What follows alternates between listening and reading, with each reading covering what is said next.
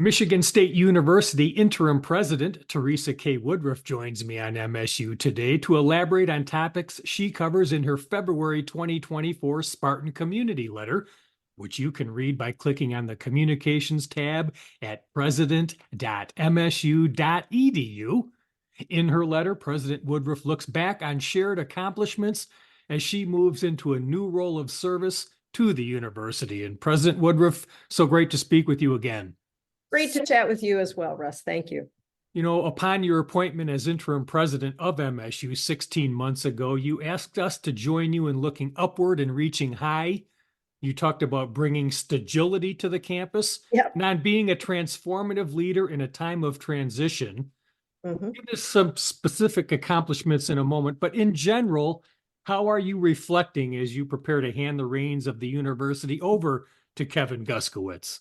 Well, I feel the university's foundation is strong. We've certainly been shaken, haven't we, Russ? And I think we've all felt some of those ripples across Spartan Nation, but the foundation is held firm and we are strong, and that allows us to continue our upward trajectory as an institution of higher learning and transformation for not just our students, but the faculty, staff, and the entire community. As I look back, I see us more and more as a close-knit family, and that's something that I'll always cherish as I move forward. Yes, and you do write that student success is our prime mission. What do we mean by student success at MSU, and what are some of the ways we're making progress? Well, the way I define it is that every student we admit has the ability, upon admission, to thrive at Michigan State and to graduate. That's the most important thing we can do. Since I came originally in 2020, student success was opening the door as wide as possible to the largest number of entrants and enabling their good outcomes, which includes completion of the degree to which they have applied themselves at Michigan State. So we continue to increase our diversity across this great campus. We're closing the graduation gaps. We've increased the student numbers, and that's really important. But while doing that, we've supported more and more students. And we've done this by investing heavily in advisors.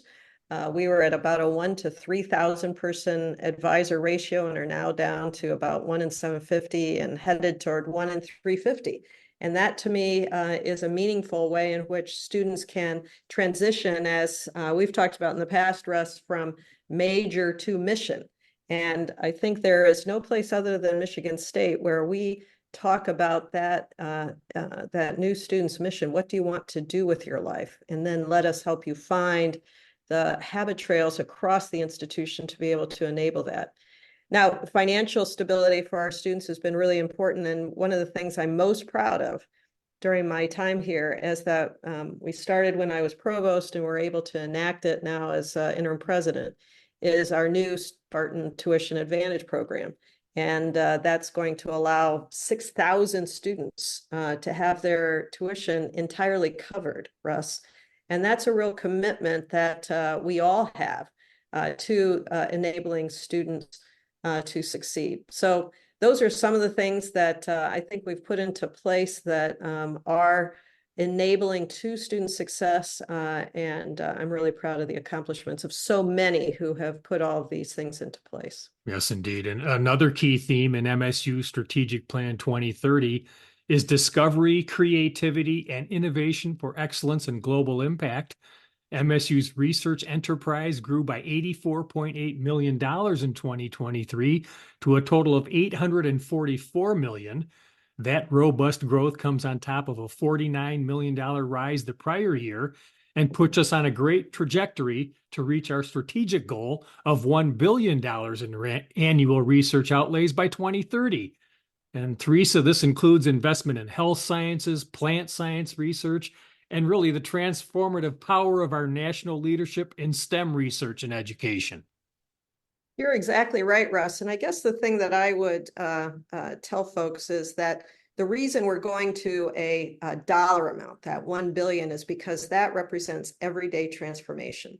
And to me, the greatness of this institution is because we think about teaching together with research. And what that means is that we're educating in those knowledge nodes that already exist, that someone else has already discovered. And I call that horizontal learning, where the answers are in the back of the book. And that is really effective. But the best learning comes when you learn how to ask questions about the world's most pressing needs and discover how to tackle the answers. And that's what research really is.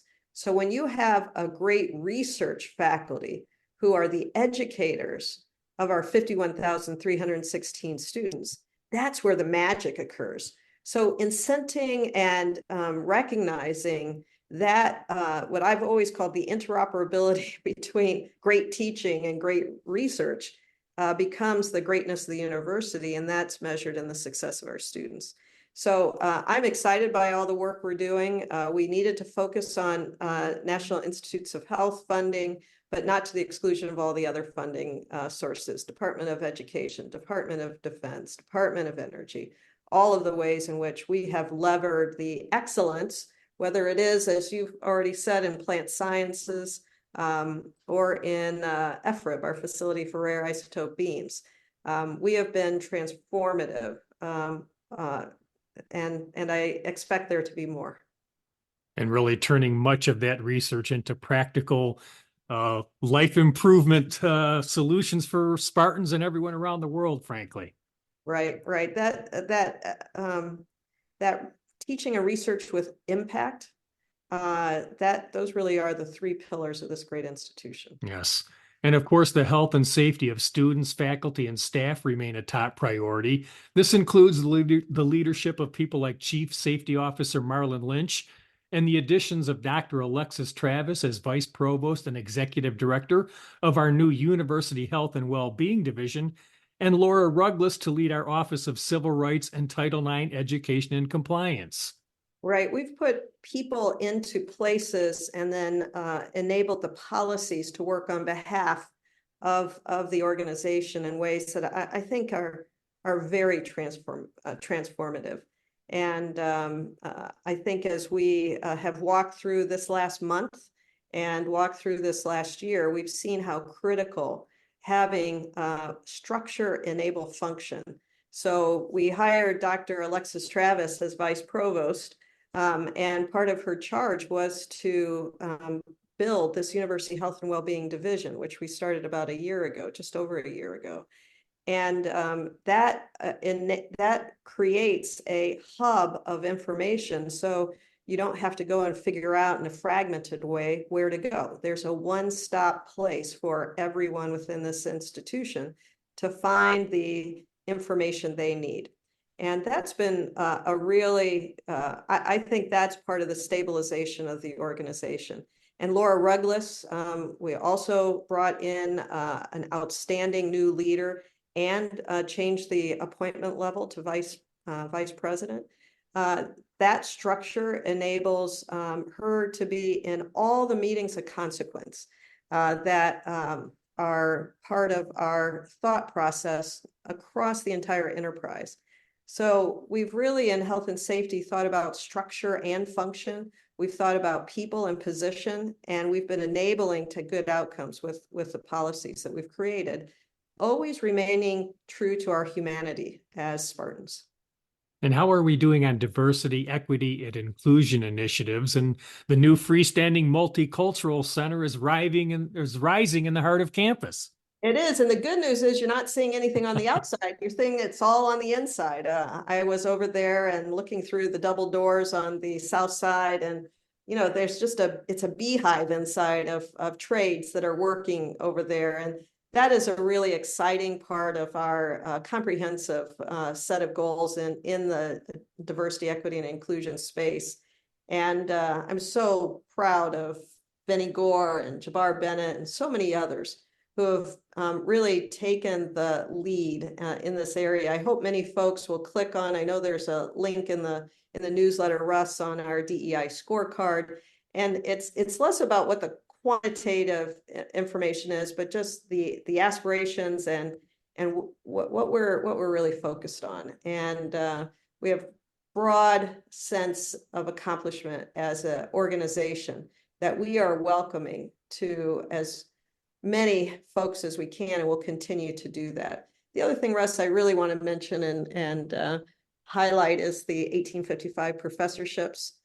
These are professors that we've brought in to advance our DEI priorities, and it's exciting to see the excitement in the colleges. And this is a cross-disciplinary way of focusing on students' missions and allowing them to see themselves as part of a vibrant future that they're transforming.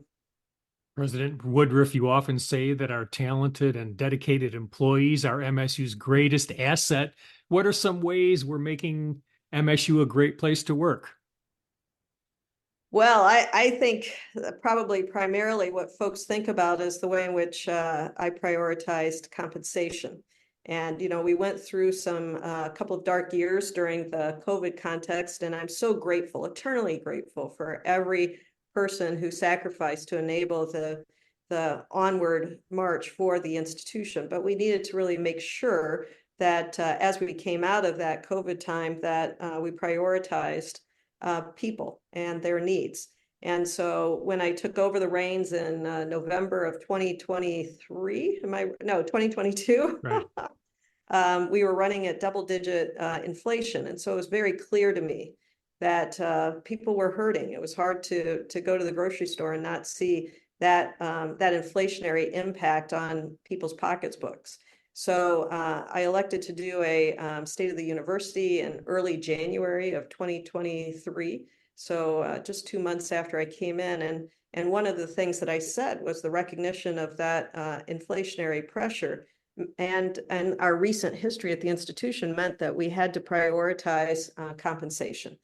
And you will note, and I think we talked about it last year, that we did 75% of the income of the institution that was brought in from the state appropriations in our all funds budget went to compensation across the board. And I can't fix all the ills of the world or all the external economic pressures that impale themselves on us, nor can I change the macro of kind of diseases that cross borders. But what we can do is prioritize the employee and their work, and in a fully inclusive way that was everyone. And you've heard me talk about this ethos, each other, not other. And I see Spartans working hard every single day. I think of the ways that we can enable their positive contribution to this great organization, and part of that's been compensation. And many other things, Rush, but I think that's the thing I would touch. Yes. And on the stewardship and sustainability front, that's another key theme in MSU Strategic Plan 2030. May not be all that sexy, but the new all funds budget system is laying the foundation for financial management transformation to improve functionality, transparency, and access to information. And MSU continues to rank high nationally in sustainability leadership within higher education. We truly are green.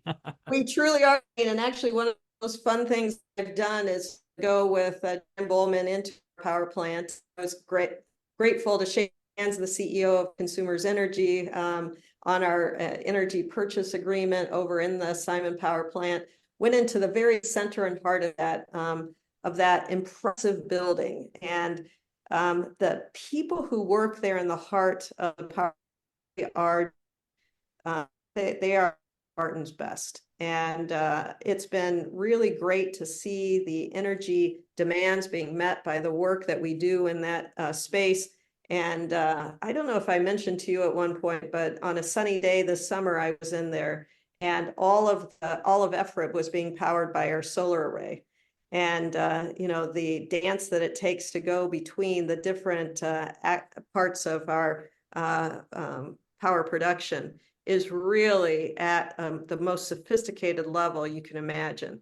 And we take for granted the ways in which this institution runs as seamlessly as it does. And I have deep gratitude to everyone who makes that possible. You're here. And in the land grant tradition, engagement in our communities has been a Yep. priority for you. That includes Lansing, Flint, Grand Rapids, Detroit. You've been everywhere. I've been everywhere. I've been on farms. I've been in dairies. I've volunteered in different places and spaces. And what Michigan State is doing is very methodical and thoughtful. So we really are centered here in East Lansing, where the heart is. But we, as a land grant institution, want to make sure that we are building out capability across the state. And so that firstly occurs through our extension programs across the state. And I've visited every one of our extension sites and been in almost all of the counties, missing a few of them, Russ, but have been in almost all of the counties across Michigan. And then, of course, Grand Rapids was a place that the institution built out. And I think as Michigan State has grown, it has brought the city of Grand Rapids with it, a great city that now is really vibrating in ways that is exciting. Flint is a place that we have been for many years, and I remember talking with Cliff Wharton when Tom and Dolores and I were able to sit together with Cliff in his apartment in New York and talk about his engagement with the Charles Stewart Mott Foundation. And I've been privileged to continue that relationship. And of course, Detroit, we're really making a big mark there. We have for many years. It's been quiet, as Michigan State usually is, very humble, but now you can really see us literally on the skyline. And I think that there's going to be a great outpouring of a new way of providing medicine and health, and as Norm Beauchamp says, health and hope across Detroit. And it's an exciting time for us in that city as well.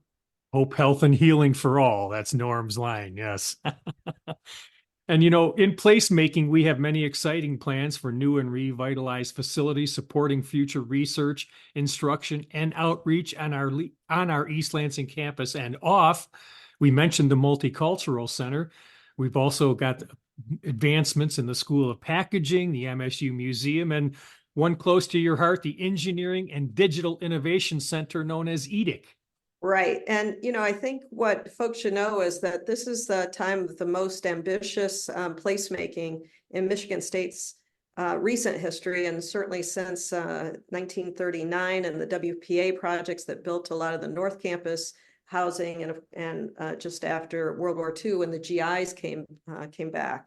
And so this is really exciting. It's very timely for us to do this. When I first got here, we were a little bit stalled on the STEM building, but eventually caught up as supply chain caught up with the building products, and we were able to cut the ribbon on the first freestanding teaching building at Michigan State in 50 years.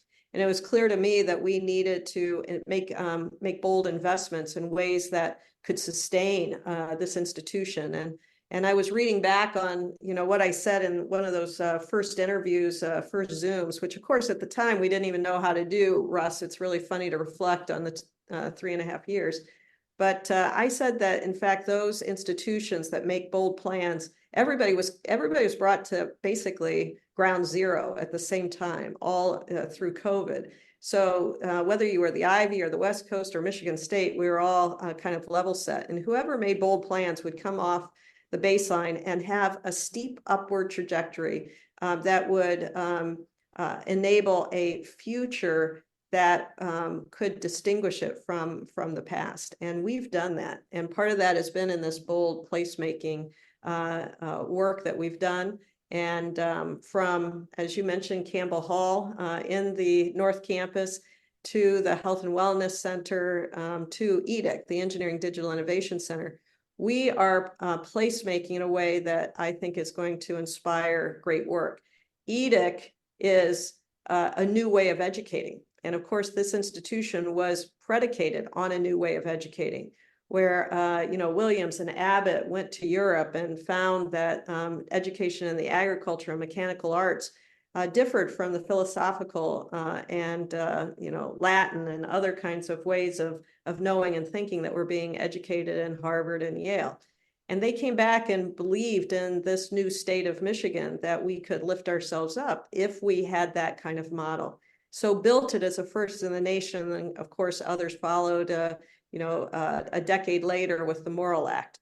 So this university has continued to be a leader in educational ideas, and Engineering Digital Innovation Center, where instead of going to a college, the colleges come to you around the ways of understanding and knowing of the future that we will teach, is that inspirational next step for Michigan State.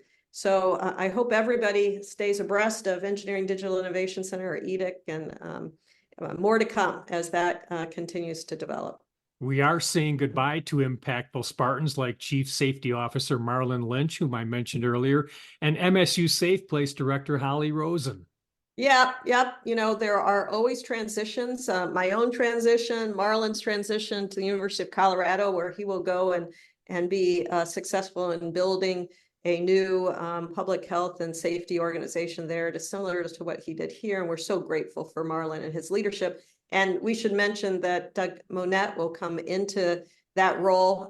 And my thanks to Doug for stepping in as vice president of safety at Michigan State. And for many of us, someone who has just been an extraordinary exemplar of Spartan spirit is Holly Rosen.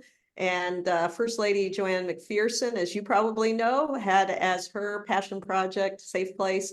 I was very delighted to talk to President McPherson early last year, I think, or maybe it was in the summer of last year. And, Safe Place continues to resonate here at Michigan State, across the nation, and is an exemplar again for the nation of what we can offer. And it's the starting point for the work on relationship violence and sexual misconduct. And she has sat on our expert work group, and really, really delighted that we can celebrate her excellence as she steps into retirement.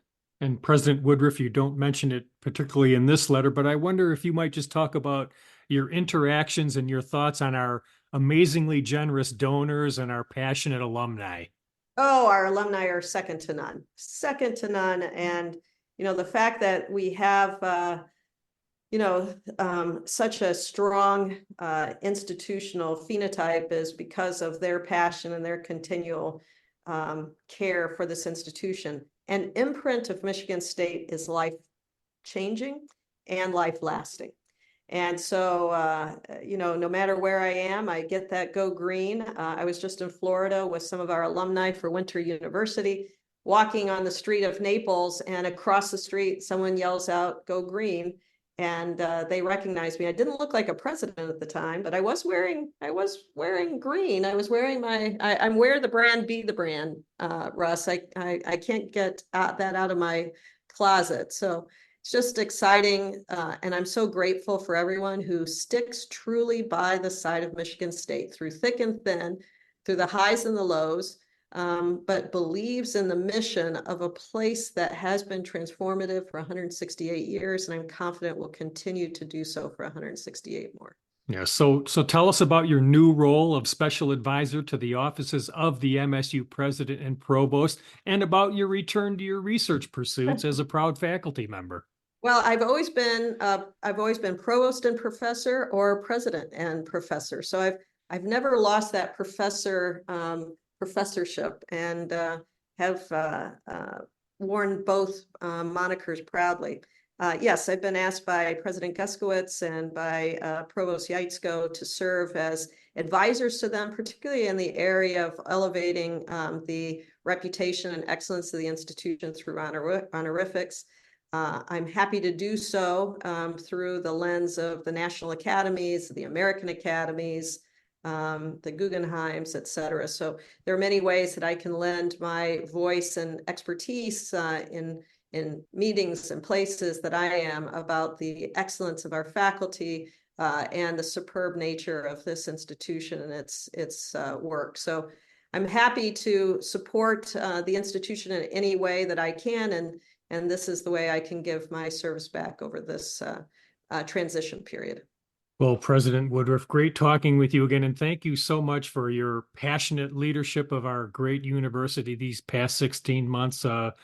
You really dove into this assignment with heart and soul, and it was palpable. Thank you. Well, I was all in. And so thank you, Russ. Thank you for that.